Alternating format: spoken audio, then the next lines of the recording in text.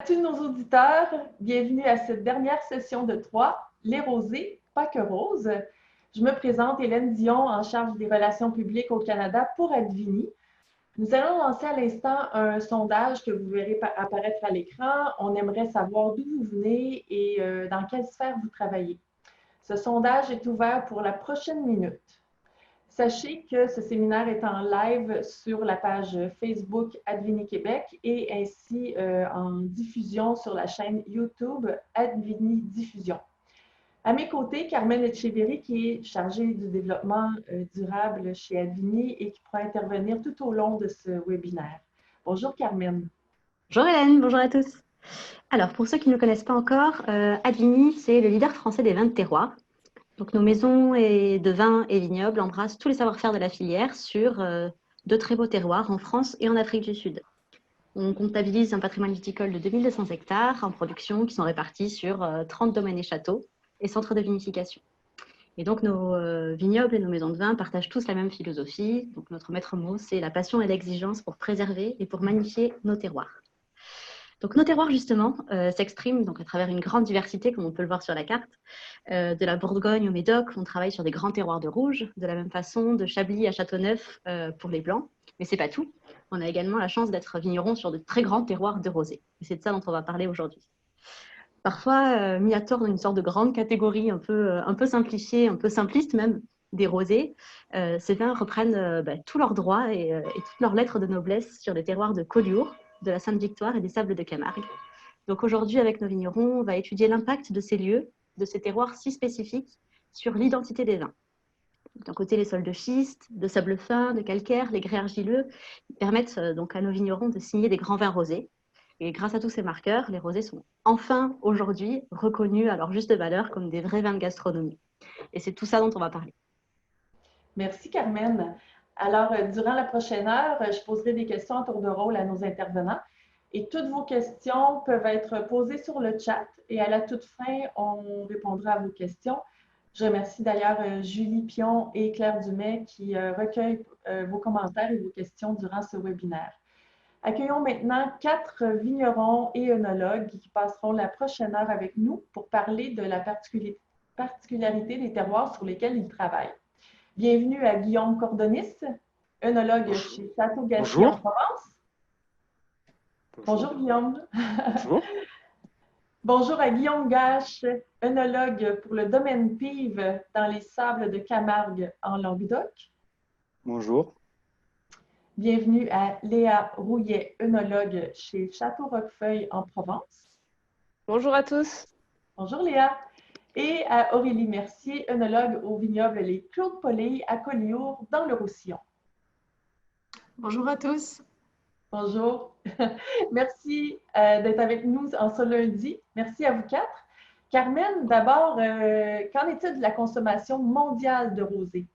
Oui, un petit mot un peu de contexte et quelques chiffres. On n'a jamais autant bu de rosé.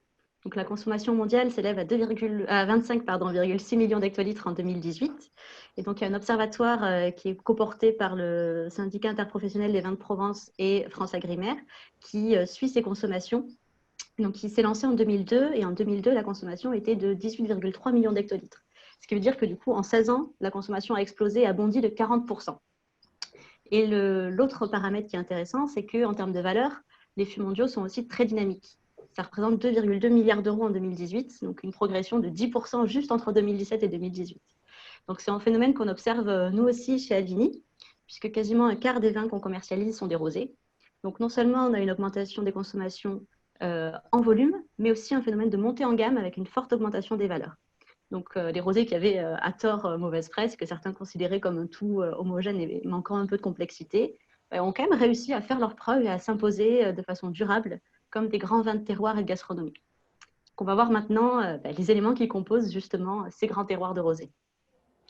Oui, nous allons débuter avec un terroir qui s'est taillé une place de choix parmi les grands, avec le pic des Mouches qui culmine à plus de 1000 mètres d'altitude. La Sainte-Victoire possède un des plus hauts points des Bouches-du-Rhône. D'est en ouest, c'est 18 km de long qui est façonné par une flore très diversifiée.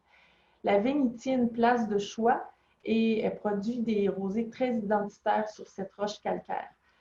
Guillaume Cordonis, la formation de la Sainte-Victoire, c'est une histoire de 140 millions d'années. Sa reconnaissance en tant que dénomination a été officialisée en 2005. Est-ce que tu peux nous parler de ses particularités? Alors oui, alors effectivement, l'appellation Côte de Provence Sainte-Victoire est une toute jeune appellation. Et pour lancer ce travail pour la reconnaissance de cette appellation, l'association des vignerons de cette terre s'est réunie et a travaillé de concert. Le but, il faut savoir à la base que l'INAO, l'Institut national des appellations d'origine, ne va reconnaître que ce qui existe déjà, dans le sens où on ne peut pas leur dire voilà, on va faire une nouvelle appellation avec on va apporter ça, on va apporter ça.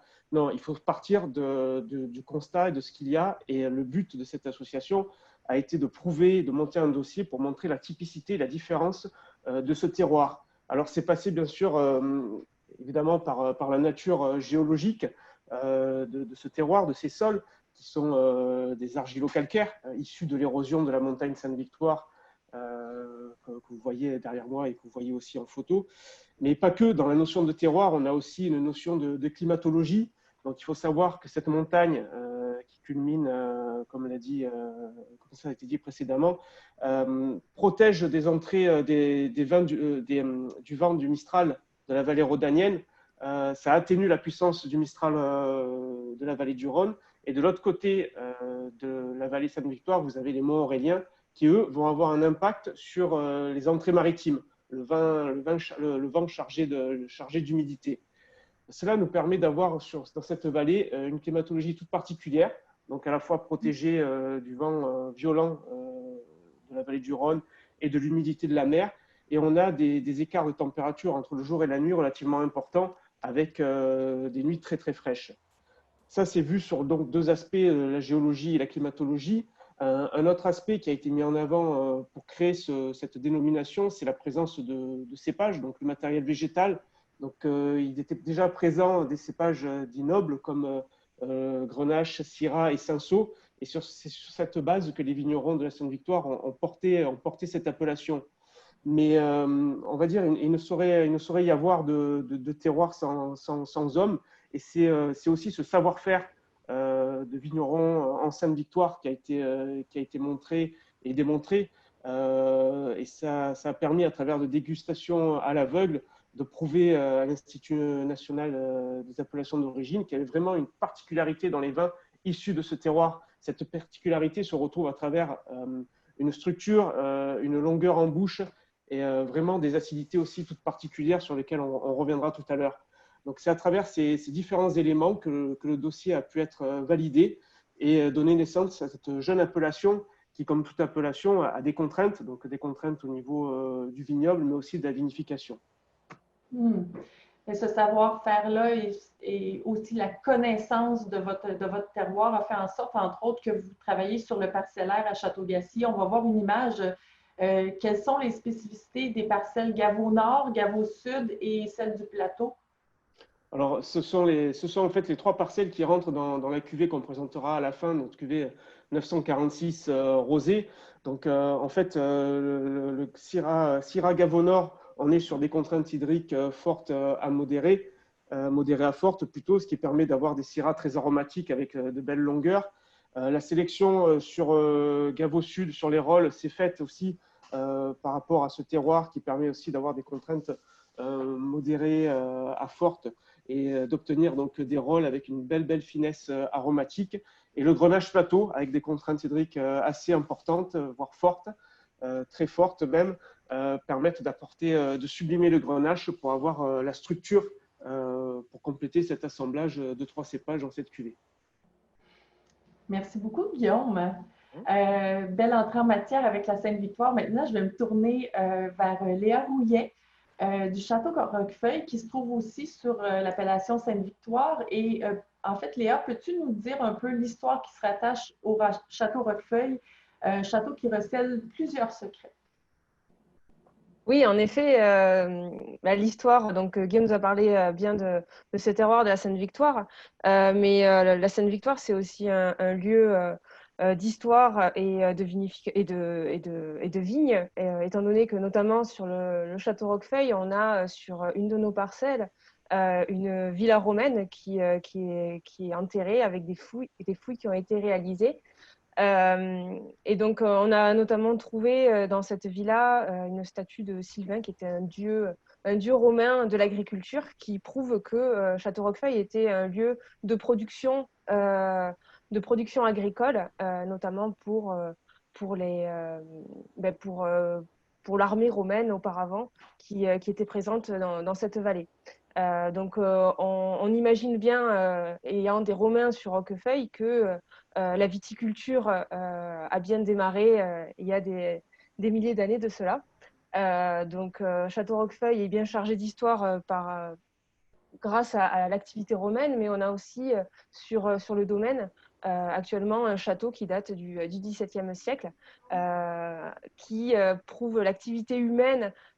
Donc ça, plutôt au XVIIe siècle, il y avait une verrerie qui était basée sur le lieu-dit, avec un pigeonnier qui est encore actuellement sur site. Et donc toute une activité agricole. C'était un hameau avec toute l'activité agricole qui en découle. Donc Château Roquefeuille, en fait, c'est vrai que j'en ai pas parlé, on est en fait dans la vallée de la Seine-Victoire, à l'opposé donc du château Gassier, au pied des Monts Auréliens. En fait, la vallée de la Seine-Victoire est entre la Seine-Victoire et les Monts Auréliens. Château Gassier qui est au pied de la Seine-Victoire et Château Roquefeuille qui est au pied des Monts Auréliens. Ben, tu viens de démontrer, de lancer le sujet sur plusieurs aspects qui font la différence entre Château Roquefeuille et Château Gassier, même si on se trouve sur la même appellation, Côte-de-Provence-Sainte-Victoire, et chacun a leur particularité propre. Peux-tu nous parler, Guillaume, on a parlé déjà au début, ce qui différencie Roquefeuille en termes de climatologie, d'exposition, de sol? Oui, donc c'est vrai que, comme je disais, Château Roquefeuille, on est au pied des Monts Auréliens, donc à l'opposé du château Gassier. Donc, comme Guillaume nous disait, donc il y a des entrées maritimes qui sont bloquées par les Monts Auréliens, et on a le Mistral du coup qui est bloqué par la Seine-Victoire. Donc, Château Roquefeuille, on est un peu plus sensible aux entrées du Mistral, et on est bien à l'abri des entrées maritimes. Par contre, on a quand même une pluviométrie qui est un peu plus importante sur le château Roquefeuille. Donc, c'est le vent d'est qui s'engouffre davantage, qui va nous amener une pluviométrie plus importante et des orages notamment plus importants au mois de mai, au mois d'avril, qui sont importants notamment pour notre vignoble, vu qu'ils nous apportent en cette période assez sèche de la pluie qui va amener de la fraîcheur sur nos terroirs et donc une acidité d'autant plus marquée sur nos vins. Donc, il y a cette première partie. L'autre partie importante aussi sur le château Roquefeuille, c'est qu'on est au pied des Monts Auréliens, je le répète, avec des plaques de safre. Donc, le safre qui est une agglomération de sable. Ces plaques se retrouvent sur la partie la plus haute du domaine. Et sur cette partie-là, on a des sols superficiels sur lesquels s'implantent très très bien les grenaches. Et donc, on a une majorité de grenaches sur le domaine qui font la typicité des vins du château Roquefeuille. Donc, merci. Oui. Voilà. Alors, c'était tout. Merci Léa. Ben, on va voir un petit peu plus loin comment tu adaptes aussi ton itinéraire technique avec notamment ces grenaches sur les plaques de safre. Maintenant, on va se tourner, on parle de sable, on va se tourner vers la Camargue. La vigne est située sur un terroir assez homogène de sable, un paysage marais salant qui est balayé par une influence maritime. C'est là que Guillaume Gage, tu as choisi la Camargue pour y élaborer tes vins au domaine Le Pive depuis maintenant 4 millésimes. Pourrais-tu nous parler de l'environnement global de la Camargue, de ses gens, de sa faune, de sa géographie?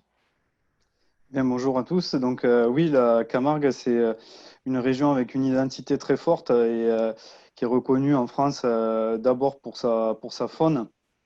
Donc la Camargue, c'est un delta, le delta du Rhône, donc le plus long fleuve de France. Donc il faut vous imaginer une immense plaine avec une altitude moyenne de 1 mètre à peu près par rapport à la mer et d'innombrables étangs, lagunes, marais salants. Et donc, ces lagunes sont entrecoupées de ce qu'on appelle des cordons dunaires. Donc, c'est d'anciennes dunes formées par la mer ou formées par le vent ou par le Rhône lui-même. Et donc, c'est sur ces dunes qu'on va retrouver la vigne. Donc, j'ai parlé de la faune. C'est une zone en Europe majeure pour l'hibernation et la reproduction des oiseaux. On compte des milliers d'espèces d'oiseaux. Donc l'emblématique flamand, mais derrière lui, donc je dis plus de 1000 espèces d'oiseaux. C'est un parc naturel donc protégé. Voilà, et donc très peu peuplé. Mais par contre, les gens qui peuplent cette région sont très fiers. Ils ont voilà, des traditions qui sont liées à l'élevage, qui est présent depuis des centaines d'années, et qui est d'ailleurs la seule appellation d'origine de viande reconnue pour l'élevage du taureau de Camargue, qui est aussi une race à part, voilà, le taureau. Donc vraiment une zone très particulière. La mer qui est toujours très proche, puisque on est au Mas de Pive, on est à 5 km de la mer. Ça a une influence sur le climat, bien sûr. Ça tempère fortement le froid comme le chaud. Voilà, moi ça fait 4 ans que je travaille là, et c'est vrai que c'est au niveau humain, être intégré dans un environnement comme ça, c'est assez particulier. Quand on vient, bon, moi je suis originaire du Languedoc, mais c'est vraiment une région à part, la Camargue, qui a une très forte identité. Oui. Et puis, ça impose aussi une façon de travailler qui est vraiment propre à cette région-là. Guillaume, peux-tu nous parler du modèle agricole, puis l'historique aussi de ce terroir-là? Donc c'est une zone assez hostile à l'agriculture, car naturellement, le milieu est très salé. La plupart des étangs, sans l'intervention de l'homme, seraient des étangs salés ou saumâtres. Et donc la présence de l'agriculture et son développement, que ce soit la viticulture, mais aussi la riziculture ou même l'élevage dont je parlais, est très lié à l'action de l'homme qui, à partir du XVIIe siècle, a amené à creuser des canaux pour drainer l'eau salée et apporter de l'eau douce en provenance du Rhône. Et donc, ça a aussi complexifié le milieu par rapport à la nature. Ça a amené des oiseaux qui sont plus inféodés au milieu d'eau douce, sans éradiquer forcément les milieux salins. Et donc, la vigne, sans cet apport d'eau douce, elle ne pourrait pas pousser, puisque en profondeur, on a une nappe d'eau salée. Donc là, vous voyez à l'image une roubine. Donc c'est le nom qu'on donne ici à tout un réseau de canaux et de fossés qui entourent toutes les parcelles de vignes et qu'on maintient en permanence remplies pendant la saison. Et donc cette eau douce, elle est plus légère que l'eau salée, donc elle va former une lentille au-dessus de l'eau salée qui va baigner les racines et la protéger du sel qui est en profondeur. Et puis, en fait, c'est une pratique qui est généralisée en Camargue. Oui, bien sûr, ouais. C'est généralisé et c'est généralisé pas seulement pour la vigne, mais pour toutes les activités humaines. Mm-hmm. Voilà, la présence de l'homme est vraiment très dépendante de cette eau douce. Oui, merci Guillaume. Maintenant, on va aller à Collioure. Le paysage est à l'opposé de ce qu'on retrouve en Camargue. Vallée, ravins, vignes en terrasse, très, très étroites. La viticulture et les choix des vignerons sont évidemment modulés par ces caractéristiques-là. Tout d'abord, Aurélie, peux-tu nous parler des particularités du microclimat qui règne au Clos de Poly et quels sont les avantages ou les défis qui en découlent?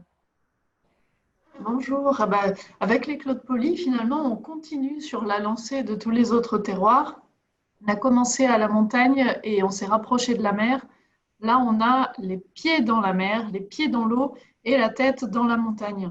Les Clos de Poly, c'est vraiment un vignoble de montagne, en fait, qui a les pieds dans la mer. Et autant peut-être les rosés de Provence étaient protégés, autant chez nous, on est soumis au marin, donc à deux vents dominants, le marin ou la tramontane. Et les vignobles sont vraiment exposés. Vous pouvez voir là sur la photo la proximité de la mer avec les vignes. Hein, de pratiquement toutes les vignes, on voit la mer. Vous pouvez voir le relief, quoique la photo ne montre pas les plus pentus. Et donc, il y a de belles terrasses.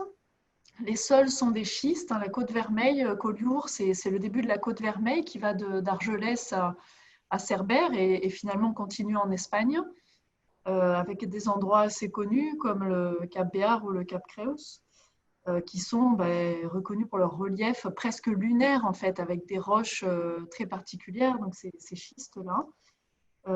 Ces schistes sont des sols très pauvres. Ce sont des sols en feuillet qui, on l'expliquera un petit peu plus tard, donnent tout l'intérêt à ce terroir et fait que finalement, malgré toutes les contraintes, les vignes se trouvent bien ici.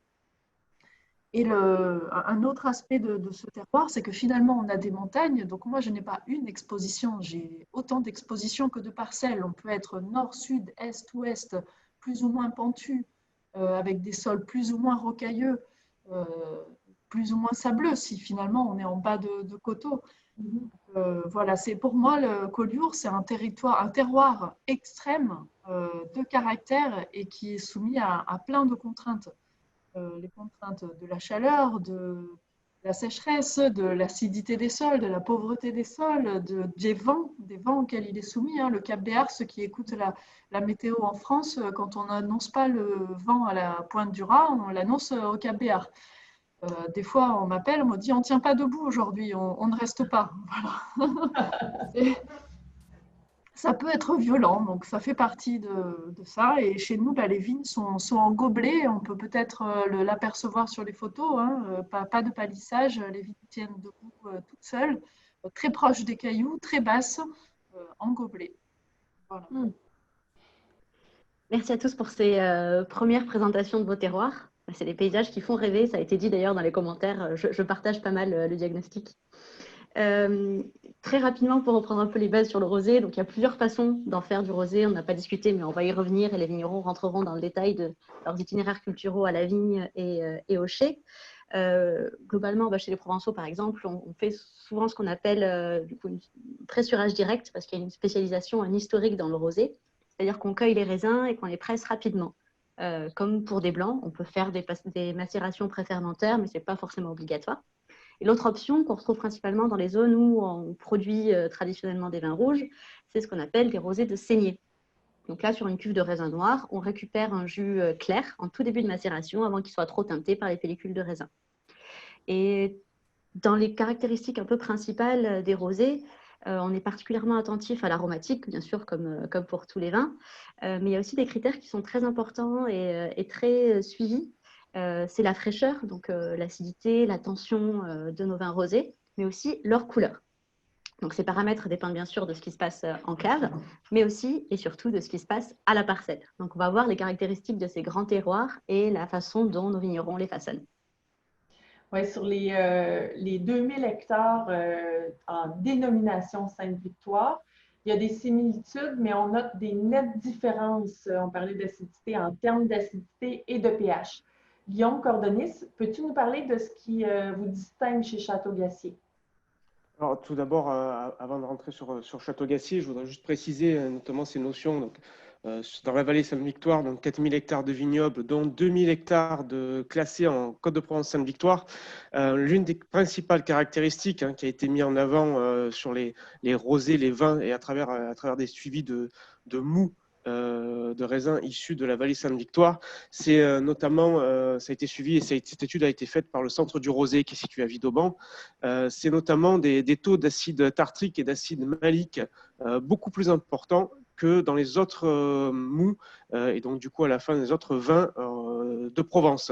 Donc on a des taux d'acide malique et d'acide tartrique plus importants, des pH plus bas comparés, on va dire, à nos voisins de Côte de Provence en bordure maritime ou dans le centre Var, ce qui apporte vraiment toute la caractéristique des vins de Sainte-Victoire, j'en parlais tout à l'heure, c'est la structure et cette base, cette trame acide qui permet d'avoir des rosés, parce qu'on fait essentiellement du rosé, d'avoir des rosés qui vont vraiment se tenir et être très frais tout au long de la saison, mais aussi de l'année qui suit. Et quand on est sur des vins plus haut de gamme, des rosés d'élevage, d'avoir cette trame acide pour faire des rosés de garde. Ensuite, la particularité sur Château-Gassier, donc on est, comme Léa le disait, opposé en face de Château-Roquefeuille. Donc nous, exposition sud, on est sur des sols pauvres, on est en bio, en viticulture bio depuis 2016, donc sans aucun intrant d'origine chimique. Et ça aussi, je tiens à le préciser par rapport aussi à la vinification, qui est elle aussi depuis quelques années certifiée, labellisée bio, avec l'interdiction de nombreux produits œnologiques. Donc on a cette caractéristique, on est en bio sur des sols pauvres, avec des rendements aussi sur Château-Gassier plus faibles que la norme du cahier des charges. Le cahier des charges Côte de Provence-Sainte-Victoire impose un 50 hectolitres hectare, alors que pour un Côte de Provence, on est à 55. Sur Château-Gassier, on est plus proche des 45 hectolitres hectare. L'autre particularité, pour rejoindre aussi la notion de couleur, c'est ce qu'on retrouve à travers aussi on parlait de l'impact de la couleur maîtrisée en vinification, mais aussi en amont. La couleur va aussi dépendre du matériel de base. On a à peu près un tiers des cépages principaux que sont Grenache, Syrah, Cinsault. Donc ça permet de jouer, d'avoir toute une palette de couleurs aussi. La Syrah va donner beaucoup plus de couleurs sur des teintes plus intenses. Un Grenache correctement travaillé, on a quasiment un mou de blanc en termes de couleur, du moment qu'on le protège correctement de l'oxydation. Et le Cinsault donne quasiment pas de couleur. Donc ça va nous permettre d'avoir une différenciation à l'opposé de Roquefeuille, qui va être plus axé Grenache.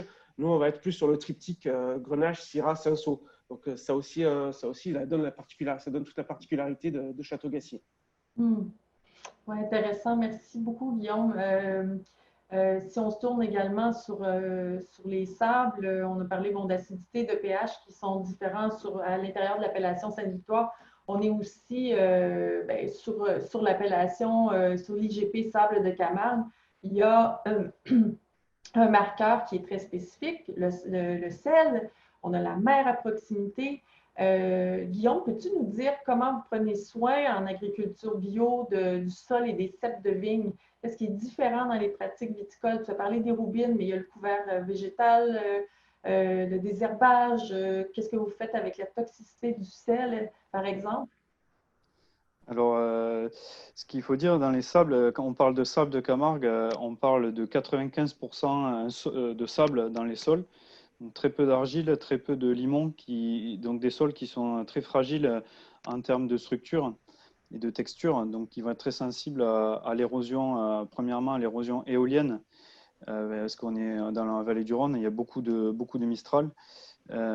Donc ça, si on veut éviter de voir se former des dunes sur nos parcelles, ce qui est très joli mais pas très pratique, on est obligé de maintenir un couvert enherbé tout l'hiver. Donc dès la fin de la récolte, on va semer un mélange de graminées et de légumineuses qui va nous permettre de tenir le sol, empêcher les grains de sable de s'envoler, et qui vont aussi nous apporter, fixer du carbone, fixer de l'azote, qui sont des éléments qu'on ne retrouve pas dans ces sols très pauvres ou en très petite quantité. Et donc ça, par rapport à la culture bio, ce qui est notre cas depuis déjà plus d'une dizaine d'années, c'est tout à fait... c'est tout à fait logique, mais c'est une pratique après qui est répandue quasiment à 100% dans l'appellation. Et donc après, ce couvert, on va le détruire au moment du printemps, quand on va commencer à avoir une concurrence avec la vigne. Et pour le détruire, quoi de mieux que d'un troupeau de moutons.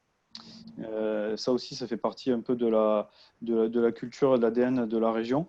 On est une région où il y a de l'herbe donc toute l'année, et donc ça profite à tous les éleveurs de montagne qui descendent leurs troupeaux l'hiver quand les Alpes sont enneigées.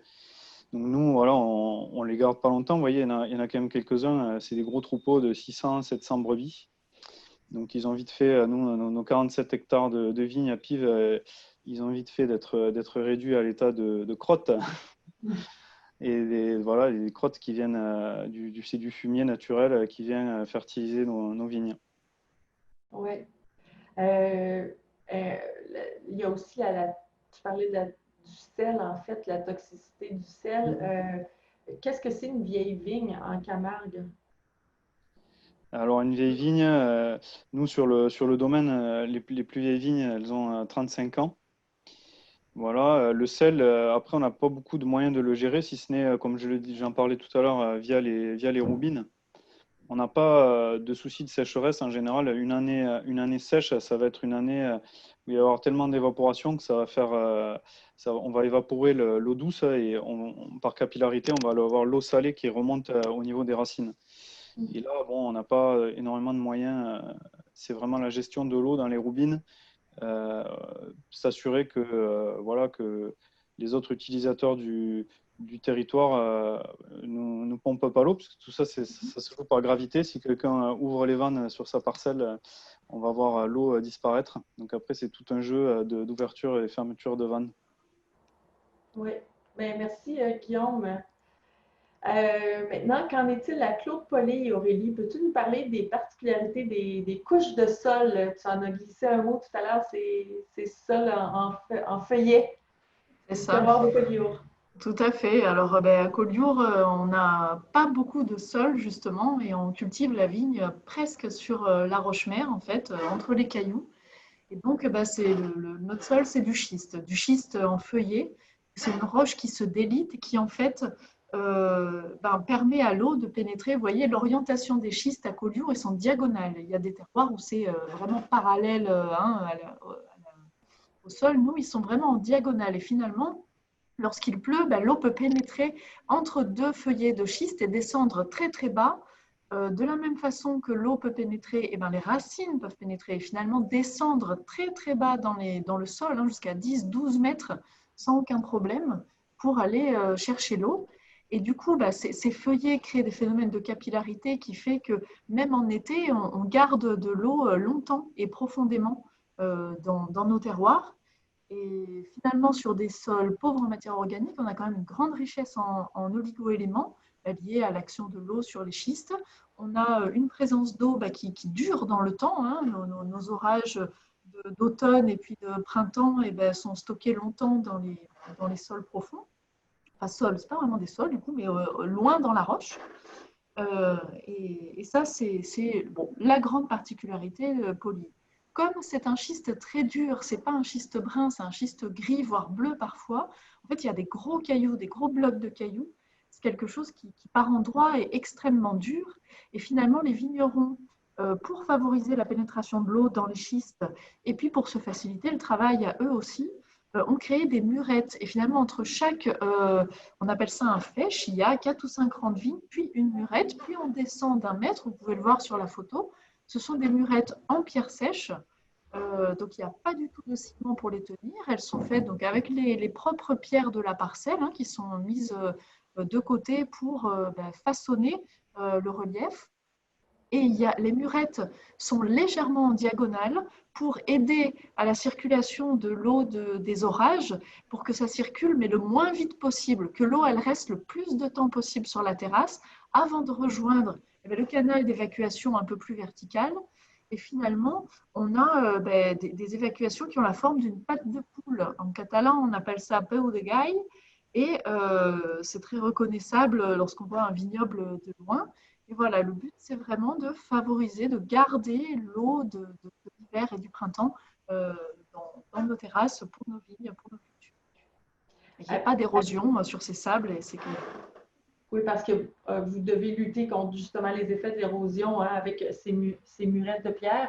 Est-ce que, Aurélie, en fait, tu as parlé de l'orientation diagonale des schistes, de la réserve d'eau. Donc, j'imagine que tout le système racinaire a un allongement naturel? Oui, les racines, en fait, les vignes qui souffrent le moins à Poly sont les vignes les plus vieilles. En fait, il faut vraiment laisser le temps aux jeunes vignes de descendre très profondément. Et finalement, si on a une vigne plantée sur un endroit où le schiste est trop dur, il aura du mal à s'implanter. Voilà, mais dès que les schistes sont bien feuillés, là, les vignes peuvent descendre. Mais pendant 3 ou 4 ans, les plantiers ne produisent pas, parce qu'il faut laisser le temps aux racines d'aller suffisamment loin, voilà, pour qu'elles puissent avoir l'eau suffisamment longtemps dans la saison. Oui. Nous avions, on parlait des sels en Camargue. On peut se demander aussi quand on est exposé aux embruns, quand on fait face à la mer, est-ce que vous avez découvert, parce qu'il faut dire que les Claude Pauly fait partie de la grande famille Caz dans le Roussillon et Aurélie est l'œnologue pour Caz. Et puis, est-ce que vous avez observé une différence entre ce qui se fait à Rivesaltes en termes d'analyse de sel et ce qu'on retrouve à Collioure? Complètement, complètement. Les analyses de Sarment qui finalement analysent les composés du bois de la vigne, à Pauly, c'est clairement salé. Et l'équilibre des oligo-éléments n'est pas du tout le même entre le sol argilo-calcaire de Rivesaltes ou les sols de schiste de Pauly. Donc on n'agit pas du tout de la même façon d'un côté ou de l'autre en termes de fertilisation ou de travail des sols. Ils n'ont pas du tout les mêmes contraintes, ces vignes-là. Merci Aurélie. Maintenant, Léa, depuis ton arrivée il y a 4 ans, tu as effectué des changements vignobles, tu as amorcé de nombreuses transitions. Peux-tu nous parler de ce que tu as fait évoluer au Château Roquefeuille, aussi bien dans tes itinéraires culturaux que dans l'encépagement? Oui, en effet, donc Château Roquefeuille, donc quand je suis arrivée, voilà, je suis arrivée dans un domaine quand même, on est à 100 hectares de vignes, 100 hectares de forêt tout autour, au cœur de la vallée de la Seine-Victoire. L'idée, c'était de valoriser ce terroir en passant notamment notre vignoble, premièrement en HVE, haute valeur environnementale, et dans l'objectif d'avoir une transition lente et dans le but de maintenir nos vignes en bon état vers une agriculture biologique. Donc les changements qui ont été faits, c'est tout d'abord au niveau des engrais. Donc on est passé sur des engrais organiques dans le but premièrement, rehausser notre taux de matière organique dans les sols. On a également mis en place des enherbements. Donc, on en a parlé notamment précédemment sur Pive en Camargue par rapport à l'érosion. Donc, Guillaume nous en a parlé par rapport au vent, que ça permettait de limiter l'érosion due au vent. Nous, c'est notamment l'érosion due aux fortes pluviométries, c'est-à-dire qu'on met en place des enherbements à l'automne, juste après vendange. Étant donné qu'on est dans un climat méditerranéen, on a de grosses pluviométries post-vendange. La mise en place des enherbements nous permet de limiter l'érosion de nos sols et en même temps d'apporter donc des engrais verts qui sont remis dans le sol au printemps. Donc il y a cette partie-là. On a également donc développé le travail du sol mécanique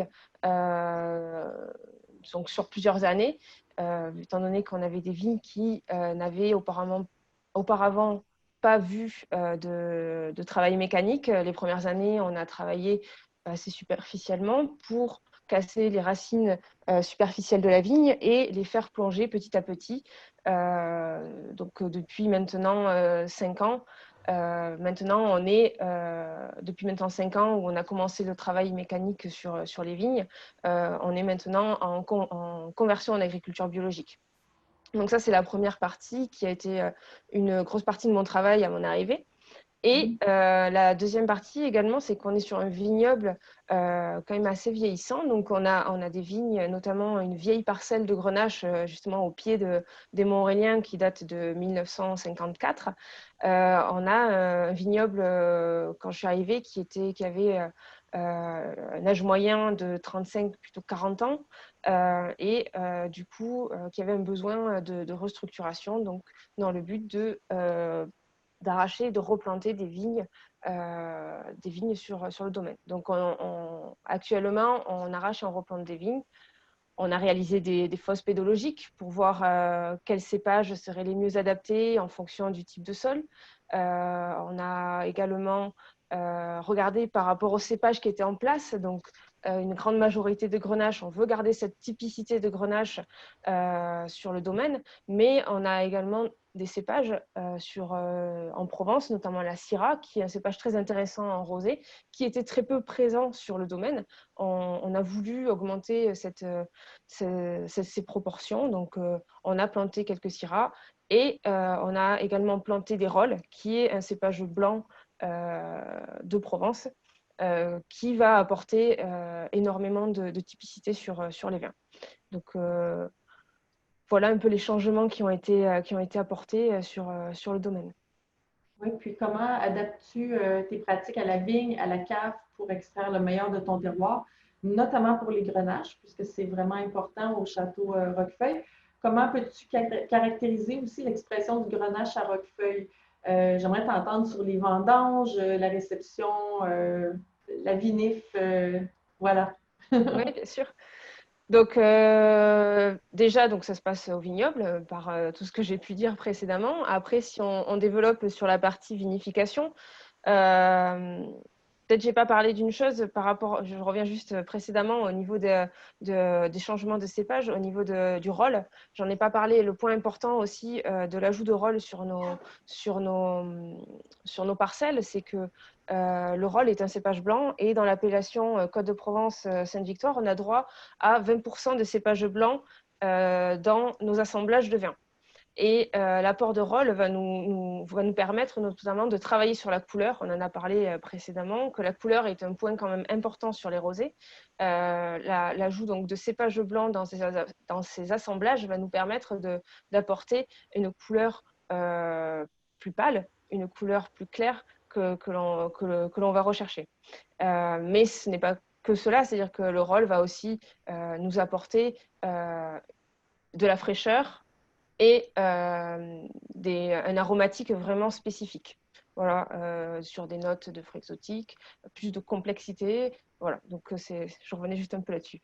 Par rapport aux vinifications, donc sur notamment nos grenaches, donc on vendange donc de nuit. L'objectif est de garder des raisins à température fraîche. On a la chance en Sainte-Victoire d'avoir des températures fraîches la nuit, comme disait Guillaume. Donc on joue là-dessus. Donc on vendange la nuit relativement tôt et on arrête les vendanges en fin de matinée pour ne pas que le raisin soit trop chaud. Donc ça, c'est la première chose. Pourquoi vendanger tôt avec des températures fraîches? C'est premièrement pour limiter l'oxydation, qui est l'ennemi, je dirais, numéro 1 de nos vins rosés, puisque l'oxydation va dégrader notre potentiel aromatique. Il va également avoir un impact sur la couleur. Donc, l'idée de vendanger tôt va nous permettre de limiter cette oxydation. La deuxième partie des vendanges fraîches, tôt, ça va être au niveau de la couleur. Donc, la couleur, quand on a du raisin froid, du mou de raisin frais, en fait, on va limiter la prise de couleur dans nos mous. Donc ça, c'est les deux paramètres importants. Après, que ce soit le grenache, c'est vrai qu'on a beaucoup de grenache sur le domaine. Donc le grenache est quand même très sensible à l'oxydation. Donc c'est des points sur lesquels on va faire très attention.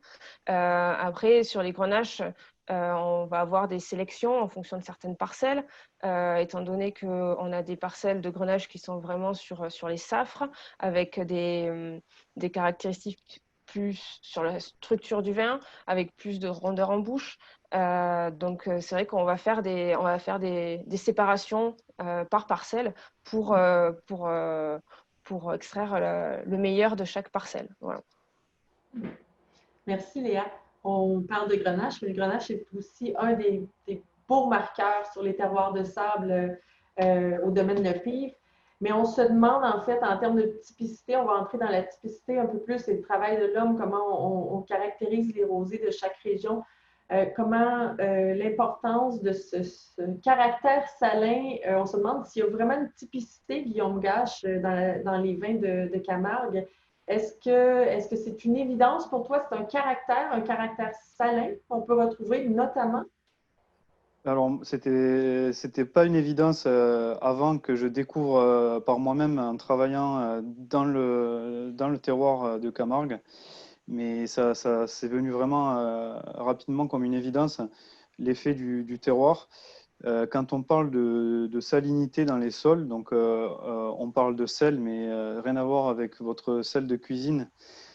C'est des sels minéraux, donc le mot sel est au pluriel. Vous avez toute une série de minéraux, principalement du potassium, du calcium, et évidemment du chlorure de sodium aussi. Tous ces sels, vous allez les retrouver. Donc déjà, ça fait le pH des sols en Camargue est très élevé, non pas parce qu'il y a du calcaire, mais parce qu'on a la présence de ces sels. Et ça a pour conséquence que le pH des vins et des mous lui-même est très élevé et très chargé en sels minéraux. Donc cette salinité, on la retrouve dans l'évolution de la maturité, puisqu'on a une maturité qui est très rapide. On a des raisins qui arrivent à une maturité aromatique à très faible degré. Donc ça va jouer sur l'équilibre des vins et la facilité aussi à les boire. Et cette salinité, on va la percevoir aussi en bouche, ce qui va donner le côté sapide et encore une fois le côté très facile à boire des vins gris en Camargue. Merci. Merci pour toutes ces infos. Pardon. Hélène, tu voulais rebondir? Oui. Ben, en fait, oui, ben, c'est ça, Guillaume. Merci beaucoup pour ton intervention sur la part des sels en Camargue. Carmen, il y a aussi d'autres paramètres qui sont à considérer dans l'élaboration de ces grands rosés, dans les 4 terroirs que l'on voit aujourd'hui. Oui, comme je le disais du coup au début, Jadini, nos priorités, c'est de préserver et de magnifier les terroirs. Donc pour préserver, on l'a vu, et vous en avez d'ailleurs pas mal parlé, vous adaptez tous les 4 très finement vos pratiques, vos itinéraires culturaux, aux spécificités de chacun de vos terroirs pour ne pas les dégrader, voire même pour les restaurer les écosystèmes viticoles dans lesquels vous vous inscrivez. Pour ça, vous êtes tous engagés dans les démarches environnementales ambitieuses, donc en bio ou en HVE, voire même les deux pour les plus fous d'entre vous, justement dans cette perspective-là. Donc pour ceux que ça intéresse d'ailleurs, on a fait donc un cycle de webinaires et le premier portait sur cette question du bio, mais pas que, donc des pratiques qu'on peut mettre en place pour préserver nos terroirs. Et donc en plus de chercher à le préserver, ce qui est extrêmement important puisque c'est une question de patrimoine, on cherche à le magnifier. Et donc ça, c'était un point qu'on a plutôt discuté dans le deuxième webinaire, qui est aussi disponible en ligne si vous voulez le re-regarder. Un terroir, c'est la synergie entre un sol, un climat, et on a déjà discuté assez largement sur ces grands terroirs de rosé, mais aussi un savoir-faire. Donc là, c'est vraiment, on rentre dans la dimension humaine, dans la patte des femmes et des hommes qui travaillent les vins, et c'est extrêmement important pour en extraire justement le meilleur. Oui, finalement, la part de l'homme est essentielle et de la femme est essentielle dans l'élaboration de ces grands rosés. Guillaume Cordonis, ça fait 12 ans que tu es chez Château Gassier. Peux-tu nous parler de ce que ton expérience apporte en vinification de rosé?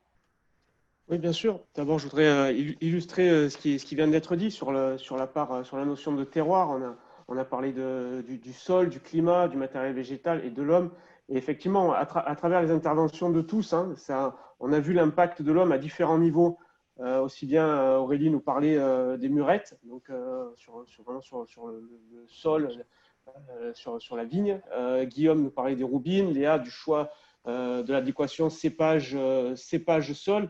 On voit bien à travers toutes ces différentes illustrations que c'est l'homme, l'impact de l'homme, la main de l'homme est un des piliers du terroir, mais j'aurais presque tendance à aller au-delà, c'est-à-dire sans homme, pas de terroir. On a beau avoir un sol, très bien, on a un matériel végétal qui pousse, un climat, mais si derrière il n'y a personne pour aller au-delà et mettre en avant et transcender le potentiel qu'on a sous la main, il n'y a pas de notion de terroir qui tienne. Donc ensuite, par rapport à la Sainte-Victoire et à Gassier, vous voyez derrière moi, c'est la montagne Sainte-Victoire, donc une montagne qui a été rendue très très célèbre par Cézanne, un peintre relativement connu. Donc, j'ai tendance à dire souvent, je dis, si vous trouvez une toile de sésame dans votre garage, vous me l'envoyez. Ne vous inquiétez pas, je saurai quoi en faire, il n'y a pas de souci. Donc, peut-être l'influence de Cézanne, je ne sais pas, mais on va peut-être être aussi un peu français, un peu prétentieux. Donc, on se prend un peu pour des artistes, hein, à son image, pourquoi pas. Et on travaille comme les peintres avec des couleurs primaires. Et pour nous, les couleurs primaires, ce sont les cépages. On en a parlé, hein, avec Léa, on a parlé aussi.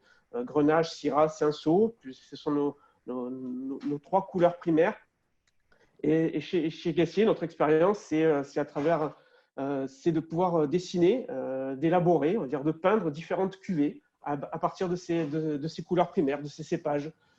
Tout ça pour avoir en filigrane la mise en exergue des différents terroirs et de la qualité de nos rosés. Donc la pâte Gassier, on va dire, ça va être le côté gourmand, la gourmandise sur nos rosés. Hein, le but, c'est d'avoir quelque chose à travers nos différentes cuvées de très belle buvabilité. Hein, c'est d'avoir un rosé qui en appelle un autre, même à travers nos cuvées haut de gamme. C'est de la gourmandise. Donc voilà, on est plus des peintres de gourmandise sur la partie Gassier en Provence et en Sainte-Victoire.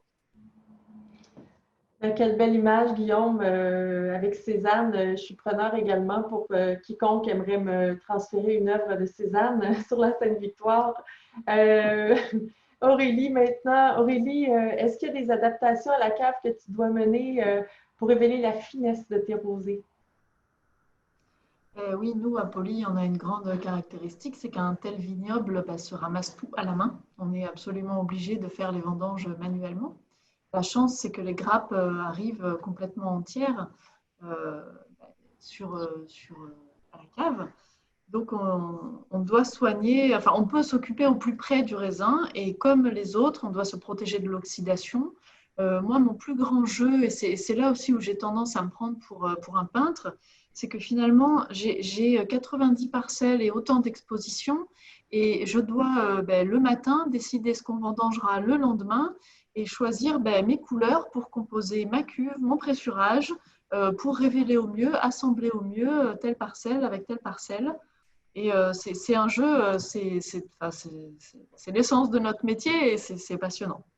Donc voilà, tout se fait pas que analytiquement, il y a toute une dimension hédoniste qui vient à nous de notre façon de comprendre, de goûter le raisin et finalement ensuite de le travailler.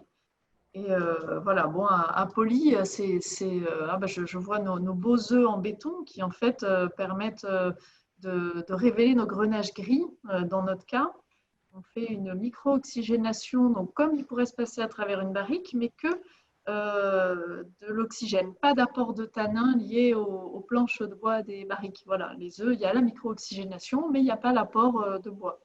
Donc, comme on n'avait pas envie que le bois interfère de quelconque manière dans nos grenages gris qu'on cherchait à connaître, on a des grenages gris qui ont plus de 60 ans, on a décidé de les faire fermenter puis vieillir près de 9 mois dans ces œufs-là.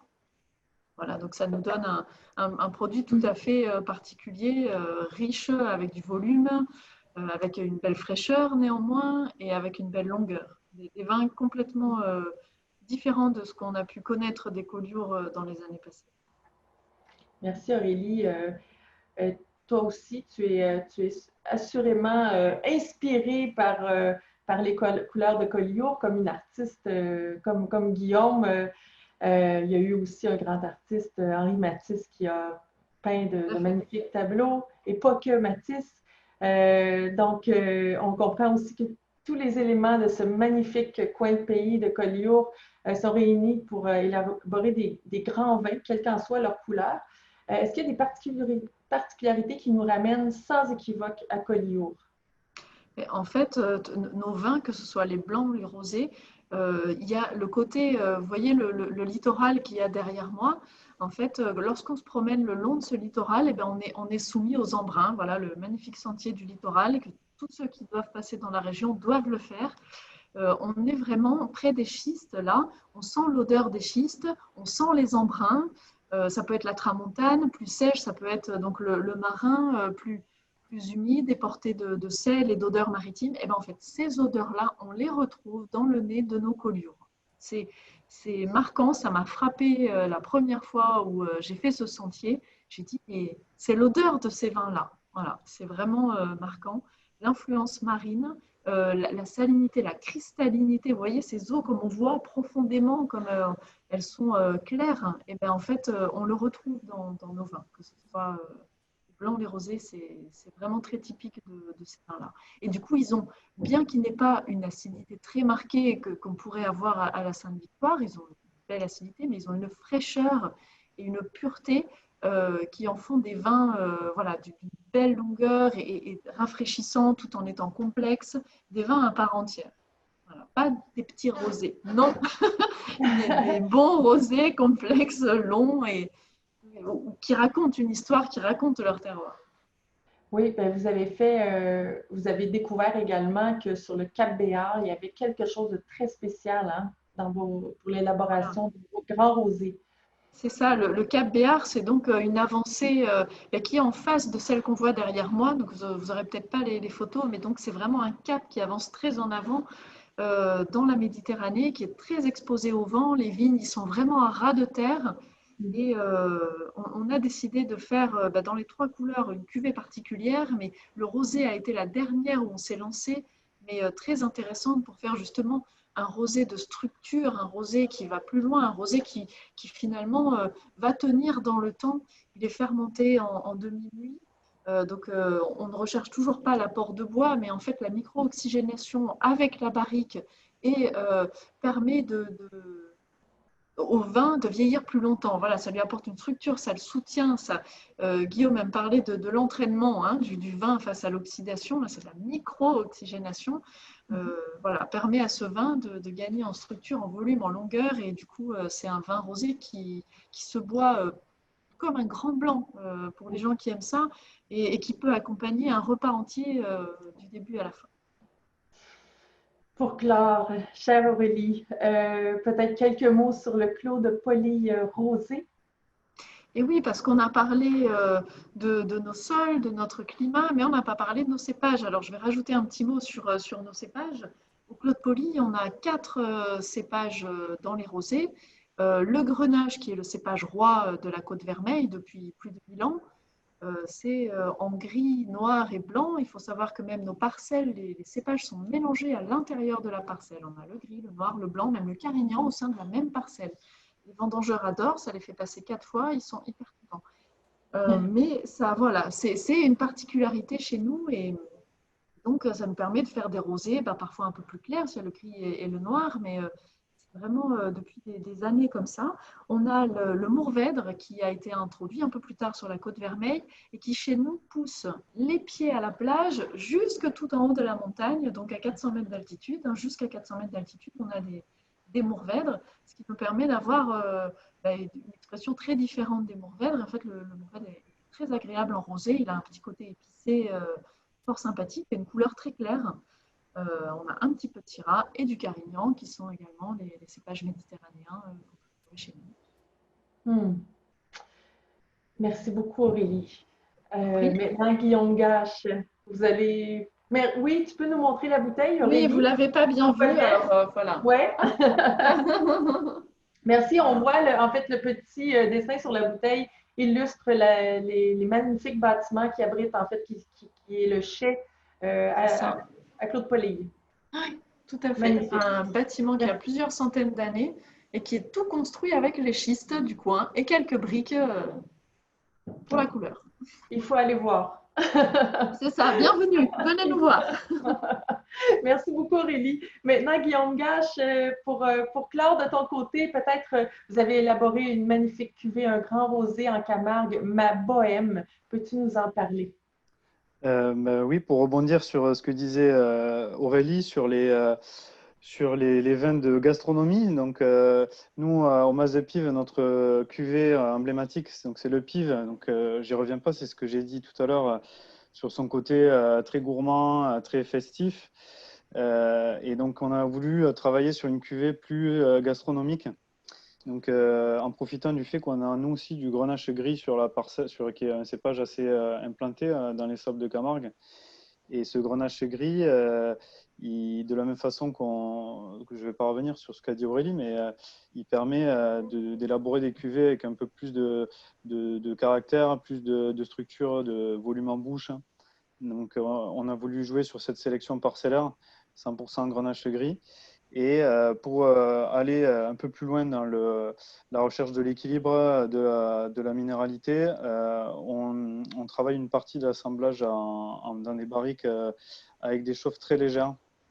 Voilà, des chauffes, les fonds sont non chauffés et on apporte une tension dans le vin, un côté un peu séveux. Et donc, ça renforce la minéralité qu'on peut avoir déjà à la base dans le grenache gris. Et ça en fait un vin vraiment plus adapté pour un repas, quelque chose un peu plus conséquent. Oui, une belle texture dans ce vin Ma Bohème qui est élaboré avec une chauffe bohème qui est un heureux hasard. C'est ça, voilà, ouais, le tonnelier a élaboré cette chauffe exprès pour les blancs et surtout pour les blancs. Bon, c'est un peu plus rare d'élever des rosés en barrique, bien que vous l'avez déjà vu, mes collègues le font aussi. Mais donc cette chauffe s'appelle chauffe bohème, c'est un hasard, mais c'est vraiment ce qui s'est avéré le plus judicieux sur notre cuvée. Merci Guillaume. Maintenant, Léa, pour conclure de ton côté, peux-tu nous présenter un vin qui illustre bien ton travail à Château-Roquefeuille? Je vais vous présenter, donc c'est le Château Roquefeuille, je vais devant la tête comme ça on le voit, Château Roquefeuille Sainte-Victoire. Donc ce Château Roquefeuille Sainte-Victoire, en fait, il est élaboré donc avec une grosse majorité de grenaches, donc ces fameux grenaches qui sont sur les safres, une sélection de parcelles de grenaches assez âgées et sur les safres qui vont nous apporter toute la rondeur et le volume en bouche qui vont derrière, qui va contrebalancer et s'équilibrer avec cette acidité que l'on retrouve sur les vins de Roquefeuille. Donc on va avoir un équilibre très intéressant et ce volume en bouche et cette aromatique sur des fruits à chair blanche, de la pêche, de la poire, mais aussi un côté peut-être assez typique des Sainte-Victoire actuellement sur des arômes un peu de fruits exotiques sur la mangue. Et donc, tout ça va attiser notre envie de prendre un deuxième verre. Assurément, Léa, merci. Finalement, Guillaume, quelle cuvée nous présentes-tu aujourd'hui? Je vais parler vite fait de la cuvée 946. Donc, je vous la présente devant moi. Donc, cette cuvée 946, alors pourquoi 946? Déjà, sur la Sainte-Victoire, il y a une grande croix de Provence qui se trouve à 946 mètres d'altitude. Donc, notre cuvée, nos cuvées en général s'imprègnent de l'environnement. Donc, la particularité de cette cuvée, donc on est sur un assemblage de Grenache, Syrah et Rolle. Donc, on est sur le millésime 2018. Donc, l'autre particularité, c'est on a 60% de l'assemblage qui est vinifié et élevé en demi-muit de 500 litres. Donc, pour illustrer un peu la notion de terroir, afin d'avoir des vins, des mous et des vins derrière qui peuvent supporter de la vinification, on dit sous bois ou en barrique, et de l'élevage, pour dans le but, hein, comme mes collègues l'ont dit, de faire des grands vins. Pour moi, il faut un triptyque qui se base sur la structure du vin. Il faut que le vin, que la matière première ait suffisamment de structure. Et ça nous est apporté, on l'a expliqué, tout le monde l'a expliqué précédemment à travers les cépages. Donc, pour cette cuvée 946, ça va être Grenache, Syrah essentiellement. Mais aussi, ce qu'il y en a besoin pour supporter et vraiment avoir des vins magnifiés par le bois. Le but n'est pas de boiser, de faire de l'infusion d'arômes. On a tous en tête les chardonnays californiens d'une certaine époque. Donc, pour pouvoir supporter tout cela, il faut aussi de l'acidité. De l'acidité qui est la trame acide dont je parlais tout à l'heure. Et je l'ai expliqué, c'est l'une des typicités, l'une des caractéristiques de cette Sainte Victoire. Et autre point essentiel hein, pour le passage sous bois, on va dire, c'est l'alcool. Et on est tous, tous les domaines, on est tous en climat méditerranéen. Et je pense que c'est un problème pour personne d'avoir suffisamment d'alcool pour supporter ce passage sous bois. Donc, l'autre caractéristique, hein, Guillaume a parlé de ces fûts. Nous, bon, on est, tout à l'heure, on était chauvin, on était un peu français par rapport à, j'expliquais à Cézanne. Ben, sur Gassier, ben, on ne l'est pas du tout, c'est-à-dire un domaine en France, en Provence, mais on n'a pas de bois français. On travaille exclusivement avec la tonnellerie Stockinger, qui est un tonnelier autrichien, parce que c'est ce qui a matché le mieux à travers la légèreté de leur chauffe, la finesse de leur grain. C'est ce qui a matché le mieux sur notre terroir de Sainte-Victoire pour exacerber et surligner tout le potentiel à la fois organoleptique, mais aussi structurel des rosés de Sainte-Victoire de cette appellation. Je vous remercie tous beaucoup d'avoir partagé avec nous un peu de votre passion et de votre savoir-faire. Donc, vous l'aurez compris, chez Advini, les rosés occupent une place vraiment toute particulière et nos grands terroirs de rosés, qu'ils soient dans le Roussillon, à Collioure, en Camargue ou encore en Provence, au pied de la Sainte-Victoire, ils recèlent une jolie part de mystère que nos vignerons continuent à explorer pour révéler encore plus brillamment la finesse et la profondeur de chacun de ces terroirs. Donc, on arrive au bout de notre heure de questions-réponses par Hélène. On va se tourner un petit peu vers toutes les questions que vous avez déjà posées. Je vais me tourner vers Julie et Claire qui ont compilé et trié vos questions au fur et à mesure des interventions. Donc, merci à elles. Et je les lis dans l'ordre. Alors, la première, quelles sont les statistiques concernant la consommation de rosé pour la France, l'Europe ou l'ensemble du monde? Alors, là-dessus, je vais vous renvoyer vers l'Observatoire mondial du rosé. Donc, les quelques chiffres que j'ai cités, ils étaient extraits de tout ça. Donc, il y a en plus une sorte de baromètre qu'ils éditent avec tous les chiffres donc, au niveau monde et au niveau France et Europe d'ailleurs. Donc, vous pourrez voir un peu les progressions en part de marché, en volume, en valeur. Je ne vais pas trop m'appesantir là-dessus. On pourra vous mettre le lien en commentaire des vidéos qu'on postera si vous le souhaitez. C'est observatoiremondialdurosé.com. Concernant les rosés, que pensez-vous du fameux triangle d'or des Côtes de Provence? Donc, question plutôt pour nos amis provençaux, Guillaume ou Léa. Ce que j'en pense, le plus grand bien. Après, voilà, il faut savoir que le triangle d'or, c'est ce qui est fait Puget, Pierrefeu, c'est ce secteur-là. Hein, donc, c'est vraiment le centre Var historique. Mais comme je disais, tout à l'heure, j'ai essayé de le montrer ce sont des terroirs différents. Voilà, c'est aussi pour ça qu'est née il y a quelques années une autre appellation comme Sainte-Victoire, hein, l'appellation Pierrefeu. Hein, donc Puget, Pierrefeu, Cuers, c'est le triangle d'or, donc avec ce cru spécifique. Après, voilà, on est sur un Côte de Provence, il y a des caractéristiques différentes des rosés de Sainte-Victoire. On va dire ça contribue à la richesse de la Provence et des rosés de Provence. Voilà, j'en pense pas de mal, bien au contraire. Non, c'est vraiment, ouais, on est sur des approches, sur des terroirs qui sont différents, avec des expressions différentes. Voilà, des savoir-faire aussi différents, des historiques différents. Voilà, il y a les contreforts, enfin, les collines autour de Puget, Cuers, etc. Ce sont des magnifiques terroirs à rouge. Hein. Il y a de très beaux sols aussi pour faire des rouges. Donc, voilà, on est en Provence, on est sur le rosé. La climatologie, le terroir est différent. Il n'y a pas de, voilà, il y a pas de. Il y a de très jolis rosés aussi qui sont élaborés dans le centre Var. Alors, est-ce que certains d'entre vous travaillent avec le tibourin ou d'autres vieux cépages ou même nouveaux cépages, mais qui s'adaptent tranquillement au changement climatique? Alors, tous les quatre en région méditerranéenne, je pense que vous êtes tous concernés. Est-ce que vous voulez nous en dire deux mots? Enfin, moi, pour la partie Provence, non, on ne travaille pas avec le tibourin. Donc, c'est vrai que c'est un cépage aussi historique de la Provence. Hein, il ne fait pas partie des nouveaux cépages. Il y a des domaines, hein, donc, dans certains crus classés, par exemple, Clos-Cibonne, qui travaille des cuvées quasi exclusives en tibourin. Mais bon, comme je disais tout à l'heure, sur notre notion de Sainte-Victoire et de terroir, le tibourin ne fait pas partie des cépages principaux. J'expliquais tout à l'heure que l'INAO ne reconnaît que ce qui existe. Donc le tibourin n'était pas majoritaire en Sainte-Victoire, contrairement à peut-être d'autres régions de Provence. Donc voilà, c'est pas des cépages principaux, il est cépage secondaire, c'est-à-dire à la limite autorisé au maximum à 20% dans les Sainte-Victoire. Donc non, notre politique sur sur les vignobles de Sainte-Victoire, on ne va pas introduire ou accentuer sur un cépage qui ne rentre pas non plus dans le cadre du cahier des charges de l'appellation de Sainte-Victoire. J'ajouterais juste peut-être quelque chose par rapport à ça, c'est que le Tibourin est quand même un cépage aussi qui demande une certaine maturité. Et dans l'appellation Sainte-Victoire, on a quand même des terroirs très frais avec un climat qui n'est pas forcément trop propice à la maturité et à l'expression aromatique du Tibourin. Voilà, je dirais peut-être quand même cela. Sur l'évolution des cépages, côté Camargue, quelques mots à dire là-dessus?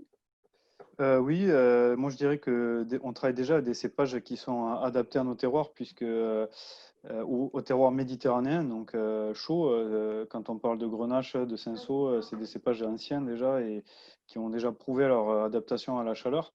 Donc sur les sables, on a du merlot, donc c'est vrai qu'à terme, certainement, l'encépagement petit à petit va évoluer vers plus de Cinsault, plus de Grenache. C'est le cas, l'année dernière, on a arraché du merlot et du cabernet, on a replanté du Cinsault, du Grenache gris. Voilà, donc l'évolution va se faire là. Après, comme disait Guillaume, nos cahiers des charges nous limitent, puisque ces cépages anciens, le Tibourin ou d'autres cépages, on peut les utiliser, mais qu'à tout petit pourcentage. Donc, nous, on fait beaucoup d'essais en permanence sur des nouveaux cépages comme ça, mais on peut les faire qu'à petite échelle. Voilà. Aurélie, toi, tes cépages plutôt bien adaptés aussi? Oui, a priori, on a des cépages méditerranéens, mais on est effectivement très limité. Je ne pourrais pas introduire un cépage qui n'est pas déjà dans la liste. Évidemment, s'il présentait un grand intérêt, on pourrait peut-être demander de pouvoir l'essayer, mais bon, ça, ce sont des années et des années de tests. Donc, nous, ce qu'on a en plus de cépage dont on a parlé, c'est sur les blancs. Effectivement, le rôle, on l'a aussi, et il est plutôt bien adapté s'il n'y a pas trop de vent. Et puis tous les grenaches, toutes couleurs chez nous, c'est vraiment le cépage qui supporte le vent, le sel, le chaud. Le passe-partout, donc le 4x4. Ouais. Alors, question suivante concernant les 2 domaines sur Sainte-Victoire. Est-ce que vous bloquez les malots afin de conserver de la fraîcheur et de l'acidité? Guillaume, Léa, il n'y a pas de micro allumé chez eux? Oui, vas-y. C'est bloqué, nous, sur nos cuvées, on va dire, les principales cuvées, plus 946, où malgré la vinification, la fermentation et l'élevage en demi-muit. Après, on a une autre cuvée encore plus haut de gamme, on va dire, dont on n'a pas parlé, et voilà, qui a passé 24 mois sous bois, où là, on a laissé faire la fermentation malolactique, mais on sort. Avec ce type de cuvée, on sort vraiment du profil conventionnel rosé. On est sous une toute autre approche et un profil totalement différent, donc on va dire pas forcément représentatif. Mais oui, le but effectivement, c'est de garder un maximum de fraîcheur, d'acidité. Comme je disais, c'est la structure, c'est le squelette, c'est l'ossature des rosés, l'acidité. Léa, chez toi aussi, blocage de malo? Voilà, je pense que Guillaume a tout dit. Oui, exactement. On cherche à garder cette acidité et cette structure. Donc, oui, on bloque les malos. Question suivante. Quels sont donc les temps de garde des rosés? Est-ce que vous avez du recul? Donc là, on vient de parler de 24 mois d'élevage sous bois, condition un peu particulière. Guillaume, chez toi, Guillaume Gache, pardon. Est-ce que tu as un peu de recul sur les temps de conservation de tes rosés? Alors bon, j'en ai un peu parlé pendant ma présentation. Les rosés des sables, c'est des rosés avec des acidités, pas des acidités faibles, mais des pH un peu élevés. Donc c'est pas propice forcément à la garde. Il vaut mieux les consommer rapidement. Après, le travail qu'on fait sur la cuvée Ma Bohème, ça permet aussi de prolonger la garde. Dès qu'on a un peu d'élevage sous bois, le vin est en contact avec l'oxygène, il devient un peu plus fort, un peu plus résistant au temps. Donc là, on peut le consommer sur au moins 2 saisons. Aurélie, sur ton Cap Béart, toi, ton recul sur le temps de garde? On n'a pas beaucoup de recul parce qu'il n'a que 2 ans. Mais ceci dit, oui, 2 ans, il n'a absolument rien perdu, voire il a gagné. Donc c'est très intéressant justement de voir ça. En règle générale, les rosés sont vendus dans les 2 ans et jusque les 2-3 ans, on peut boire. Ensuite, l'aromatique change un peu, elle s'éloigne de ce dont on a l'habitude. Sur les rosés d'élevage, je ne suis peut-être pas la mieux placée pour répondre, puisque voilà, nous, pour l'instant, il se tient très bien. À l'année prochaine.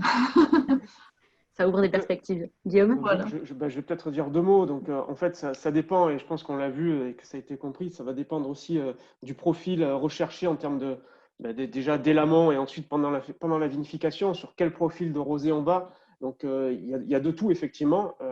Donc, il y a des rosés qui sont élaborés pour être bu, consommés dans l'année, et d'autres où on va sur des rosés qui peuvent se tenir de 1, 2, 3, voire de nombreuses années. Aujourd'hui, sur la cuvée 946, on fait des verticales avec des rosés qui datent du millésime 2015.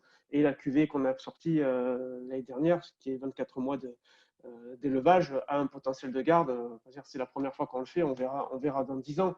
Mais voilà, et j'insisterai aussi sur un point, c'est que peu importe après, pas peu importe, mais il y a aussi un élément fondamental dans cette notion de conservation et qui est souvent oublié, c'est comment est conservée la bouteille.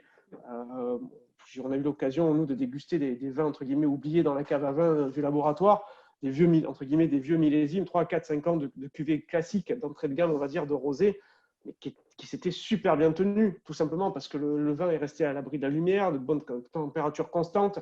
Voilà, donc il y a les cuvées haut de gamme qui sont processées de façon à devenir des cuvées que l'on va garder très longtemps, de 2, 3 à plusieurs années. Et puis les rosés, qu'on va dire plus conventionnels, qui même eux, c'est dans très bonnes conditions de garde, ils peuvent être super bons 2 à 3 ans après, et pas juste l'année dont on parle souvent. C'est très très important cette notion de comment est conservé le vin.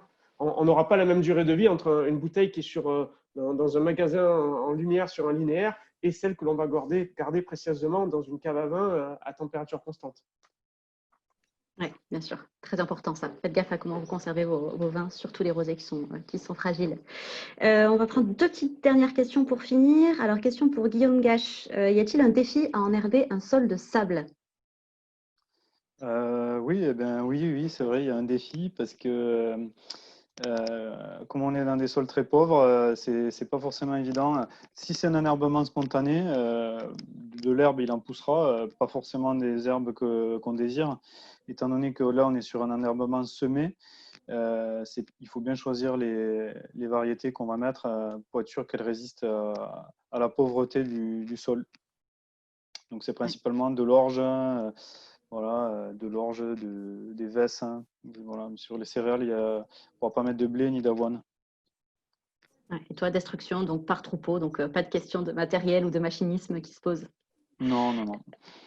Dernière question, et ça vous donnera l'occasion à chacun de prendre la parole pour clôturer ce tour de questions. Concernant les changements climatiques et les baisses des acidités, comment voyez-vous le devenir des rosés dans vos régions viticoles respectives? Donc avec une sous-question sur vos orientations concernant les cépages, mais on en a déjà pas mal discuté, mais aussi les itinéraires de culture, aussi bien en vigne qu'à la cave. Eh bien, on commence par Aurélie. Allez, on va remonter la Méditerranée. Ça marche. En fait, je pense que sur un rosé, ce qui nous intéresse le plus, c'est de garder cette acidité et d'avoir la maturité aromatique. Et finalement, la maturité aromatique, on va l'avoir peut-être un peu plus tôt avec le réchauffement climatique, mais celle qui bloque et qui est souvent problématique avec le réchauffement climatique, c'est la maturité phénolique pour les rouges, ce qui fait que finalement, les rosés sont assez protégés. Et je suis très confiante sur le fait de pouvoir continuer à faire des rosés de qualité semblables pendant assez longtemps avec les variétés qu'on a. Voilà. Chouette, c'est une bonne nouvelle. Guillaume Gache? Ouais, je suis tout à fait d'accord avec Aurélie et je rajouterais que on a des terroirs qui sont, je pense, un peu préservés par leur fraîcheur ou par leur côté plus tempéré lié à la mer. Donc, il faut juste être très attentif aux dates de maturité. Il y a 3 ans, on a récolté au Mas de Pives le 10 août. Voilà, on a failli se faire surprendre. Donc, il faut qu'on soit vigilant et conscient qu'aujourd'hui, les dates de maturité vont se rapprocher certainement.